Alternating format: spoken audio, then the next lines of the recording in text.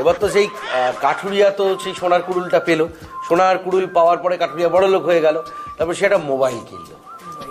মোবাইলটা কানে দিয়ে একদিনকে সে পটি করতে গেল। হ্যাঁ, পটি করতে গিয়ে মোবাইলটা টপ করে কোমোডের জলে পড়ে। এখন তো কোমোডের জল মানে হচ্ছে নদীতে থাকুক, সাগরে থাকুক, জলপ্রপাতে থাকুক, যাতেই থাকুক, H2O, তারপর ওর ভেতরেও H2O, ওখান থেকে জলদেবতা বেরিয়ে গেল।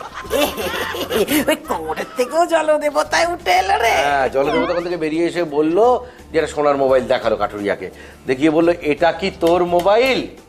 কাঠুরিয়া বললো না, এটা আমার মোবাইল। খুব ভালো মুদ্রা। সঙ্গে সঙ্গে ভগবান বললো তোর হারামজাদা, তো সবসময় ধান্দা সোনার মোবাইলটা না নিয়ে তুই সোনার মোবাইলটা পরে পাবি। হ্যাঁ, যা এটা গিয়ে ধুয়ে নিয়ে যা, এটাই তোর মোবাইল। ও পিসিমা, ঘেন্না পেলে চলবে? বলে গল্পে গরু গাছে ওঠে, আর সিরিয়ালের গল্পের গরু কোমরে গিয়ে নামে।